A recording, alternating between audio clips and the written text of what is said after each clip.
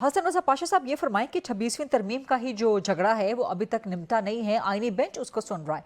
अगर 27 पास हो जाती है और उसमें कॉन्स्टिट्यूशनल कोर्ट भी बन जाती है तो क्या 26वीं के खिलाफ दरखास्तें ऑटोमेटिकली कलअदम हो जाएंगी, नल एंड वाइड हो जाएंगी, या अपोजिशन जा सकती है 27 के खिलाफ भी आईनी कोर्ट में या कहीं पर भी किसी भी फोरम पे? हाँ बिल्कुल, अपोजिशन 27th अमेंडमेंट के खिलाफ जा सकती है कोर्ट जी। में, ये उनका राइट है। ठीक। और जो भी एग्रीड पार्टी है वो जा सकती है।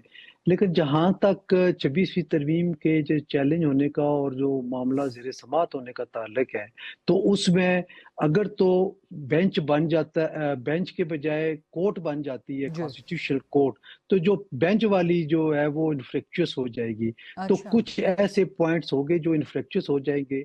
उनकी हद तो यानी तक कि आप ये कह रहे हैं होता कि है कि वो कॉन्स्टिट्यूशनल कोर्ट बन गया तो फिर कॉन्स्टिट्यूशनल बेंच जो है वो खत्म हो जाएगा ऑटोमेटिकली, और वो बेंच खत्म के हो जाए सामने जो एग्जैक्टली। पिटीशंस होंगी फिर वो कोर्ट को ट्रांसफर हो जाएंगी। नहीं, नहीं, वो इस तरह होगा कि वो उसकी हद तक जो पिटीशन है वो विथड्रॉ कर लेंगे जी, कि हम ये जो अब रिलीफ क्लेम किया है हाँ। कॉन्स्टिट्यूशनल बेंच की हद तक, वो हम विथड्रॉ करते हैं चूँकि इनकी हद तक इन्फ्रेक्टियस हो गया है। उसके लिए हम सेपरेट पिटीशन फाइल करेंगे हाँ, या इसमें तो अमेंडमेंट सर की ये वो फिर वो पीटीआई और एप्लीकेशन दीगर देंगे। ऑपोजिशन पार्टी जो व्हाटएवर कह रही सूट्स हैं, देम। तो सर फिर ये पीटीआई और दीगर ऑपोजिशन पार्टी जो कह रही है कि पूरे का पूरा सिस्टम डिसरप्ट हो जाएगा, तो फिर सिस्टम डिसरप्ट हो जाएगा ना कि 26वीं जो कि बुनियाद है उसी को ऑपोजिशन जमातें एक बहुत बड़ा तबका मुल्क में कबूल नहीं कर रहा। उनका एक राइट है, एक लीगल राइट है, इंसाफ मिलना उनका राइट है।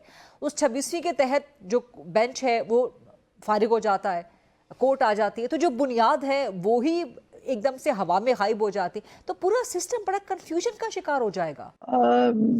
I don't think so. देखिए, हाँ। जो पिटीशंस कॉन्स्टिट्यूशनल बेंच में इस वक्त ज़ेर समाअत हैं, हाँ। अगर ये जो इनकी प्रपोज्ड डेट है कि जी 14 तक हमने इसको करना है, और इनका नंबर गेम भी शायद तरमीम पूरी को है। जी। और अगर 14th को हो जाता है, ये अमेंडमेंट हो जाती है, तो फिर फौरी तौर पे उस पे अमल दरामद हो जाना है। तो ठीक। वो जो पिटीशंस हैं वो ज़ाहिर है कॉन्स्टिट्यूशनल बेंच से फिर हो जाएंगी मुंतकिल कॉन्स्टिट्यूशनल कोर्ट के अंदर। यही तो क्योंकि मेरा सवाल कॉन्स्टिट्यूशनल था। कोर्ट का जो भी चीफ जस्टिस बनेगा, जी। जुडिशल कमीशन ऑफ पाकिस्तान ने चीफ जस्टिस को जब बना देना है, हाँ। 1 या 2 दिन के बाद नोटिफिकेशन हो जाएगा, ठीक। तो वो कॉन्स्टिट्यूशनल कोर्ट की बुनियाद रख दी और जाएगी। उसके बाद जजेस सीसी का चीफ इन जस्टिस इनमें कोई सर्विंग होगा, कोई रिटायर्ड भी हो सकता है? ये तो इट डिपेंड्स कि क्योंकि हमने तो वो उसके नोट्स नहीं देखे, ना ही हाँ। कोई मुसद्दे की कोई चीज़ देखी है कि कोई रिटायर्ड जज को बनाएँगे, लेकिन ऐज में प्रोविजन क्या इज़ाफ़ा है सर, लीगली करेंगे प्रोविजन या क्या इन्हीं। है इस वक्त? इस वक्त तो ये है कि जो एज है वो 65 तक है सुप्रीम कोर्ट ऑफ पाकिस्तान के जज की। जी। और यही एज कॉन्स्टिट्यूशनल बेंच के जो जजेस हैं उनकी भी यही है। ठीक। अब सुनने में ये आ रहा है कि शायद उनकी एज कॉन्स्टिट्यूशनल कोर्ट में जो जजेस होंगे उनकी एज में इजाफा कर दिया जाए और वो ठीक। अप टू 70 हो जाएगा। तो ठीक। इसका मतलब ये हुआ कि अगर तो इन्हीं में से लेकर जाने हैं, तो फिर ये कॉन्स्टिट्यूशनल कोर्ट की हैसियत से ये जजेस जो हैं वो ओथ उठाएँगे और उधर चले जी। जाएँगे। और अगर ये नए रखने हैं तो फिर नया चीफ जस्टिस मुकर्रर होगा, पहले चीफ जस्टिस मुकर्रर होगा, फिर वो ही चीफ जस्टिस बाकी जजेस का ओथ लेगा, ठीक। जो कि मैकेनिज़्म बनाया और वो जाएगा कोई जजेस की रिटायर्ड भी हो एलिवेशन के सकता लिए। है? रिटायर्ड ये अब डिपेंड करता है हुकूमत का कि वो क्या करती हाँ। है या अमेंडमेंट में क्या है। ये ठीक। अभी इसके खदोखाल वाज़ेह नहीं है हाँ। कि किसी लेकिन आपके रिटायर्ड जज नजदीक को ऐसा होना चाहिए भी। कि कॉन्स्टिट्यूशनल कोर्ट का चीफ जस्टिस कोई रिटायर्ड भी लग सकता हो, ऐसा होना चाहिए? सिस्टम को फायदा होगा कि नुकसान होगा इससे? अगर तो एक कोई एक्सपर्ट है कॉन्स्टिट्यूशनल और वो समझा जाए कि इनएविटेबल है, उनकी ज़रूरत है कॉन्स्टिट्यूशनल कोर्ट का चीफ जस्टिस या कॉन्स्टिट्यूशनल कोर्ट का जज बनने की, जी। और दूसरी साइड पे एज में इजाफा कर दिया गया है और वो उसके पैरामीटर्स में आते हैं, फिर ठीक। तो वो आ सकते हैं। और अगर वो इस पैरामीटर्स में नहीं आते और अमेंडमेंट में ये बात कर दी जाती है कि इन जजेस को जो आप अब जो हैं बतौर कॉन्स्टिट्यूशनल बेंच काम कर रहे हैं, इनको ही हमने लेकर जाना है, तो फिर उसकी तादाद का तयन भी होना है ठीक। कि कॉन्स्टिट्यूशनल कोर्ट के जजेस की कितनी तादाद होगी, ये भी अभी वाज़ेह नहीं है।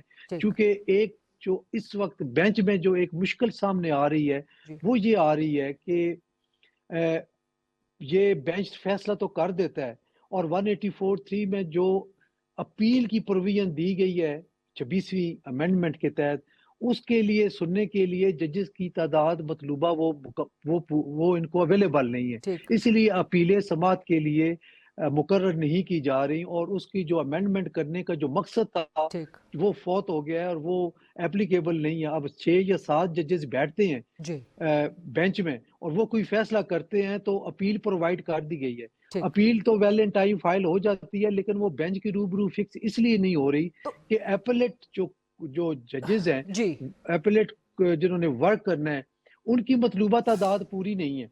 ठीक तो वो कहाँ से अपील होगी, और आइन के मुताबिक उसकी अपील कॉन्स्टिट्यूशनल बेंच ने ही समाअत करनी है। सर ये तो इसलिए मेरा ये अगला एग्जीक्यूटिव अगला है, सवाल मेरा यही शायद है। जजेस की आपने कहा कि ऑपोजिशन की पार्टीज या वो एग्रीव्ड पार्टीज कि जो 27वीं तरमीम को नहीं तस्लीम करती या खुद को मुतासरा समझती हैं, वो इस तरमीम के खिलाफ अदालतों में जा सकती हैं। तो कोई भी पिटीशन 27वीं के खिलाफ कॉन्स्टिट्यूशनल कोर्ट में जाएगी या सुप्रीम कोर्ट में जाएगी? देखिए, 26वीं तरमीम के तहत तो कॉन्स्टिट्यूशनल कोर्ट में ही जाएगी। हाँ आपने देखा कि इससे पहले नहीं, काफी 26वीं के तहत 26वीं तो फिर अपोजिशन ने 26वीं के तहत तो एहतजाज भी आईनी बेंच किया। खत्म हो गया ना सर, यही तो सारी कंफ्यूजन है। 26वीं के मैं तहत बनने वाला आईनी ये बेंच तो खत्म हो जाएगा, आपने नहीं फरमाया। नहीं, खत्म हो गया। हाँ फिर ये होगा कि जो कॉन्स्टिट्यूशनल मैटर आएगा वो कॉन्स्टिट्यूशनल कोर्ट में ही तो सर जाएगा, यही तो प्रॉब्लम रेगुलर है कि बेंच की एक तरफ नहीं कोर्ट के जाएगा, खिलाफ, रेगुलर सुप्रीम जिस कोर्ट की कोर्ट तरफ के नहीं खिलाफ जाएगा। दरखास्त है वो वही कोर्ट कैसे सुन सकती है सर? वो इसलिए कि आइन ने ये दिया है, आइन की अमेंडमेंट में ये बात है कि कॉन्स्टिट्यूशनल जो पिटिशंस हैं वो सिर्फ कॉन्स्टिट्यूशनल कोर्ट ही सर यही तो सुनेगी। प्रॉब्लम है ना, यही इसके तो लिए मुद्दा कोई है और मैकेनिज्म नहीं दिया गया। पीटीआई का भी, दीगर ऑपोजिशन पार्टीज का भी या एग्रीव पार्टीज का, कि आईनी बेंच के खिलाफ भी तो सर वो यही बात कर रहे थे ना कि आप नहीं सुन सकते, तो आपके खिलाफ है 26वीं तरमीम। तो अगर लेकिन 27वीं के खिलाफ लेकिन जा आप रहे हैं तो वो देखें, सुप्रीम कोर्ट में जाना चाहिए ना सर फिर। 26वीं तरमीम की ना सुनने वाली जो बात है, वो अब आईनी बेंच ही सुन रहा है ना, रेगुलर कोर्ट तो नहीं सुन रही। जी, अभी लेकिन भी वहां जो पर भी यही एतराज आर्गुमेंट्स हो उठाया रहे जाता है ना हैं, सर चाहे कि अपोजिशन फुल कर रही कोर्ट हो तो या यही बेंच हो, एतरा यही तो एतराज वहां पर भी सर प्रॉब्लम है ना।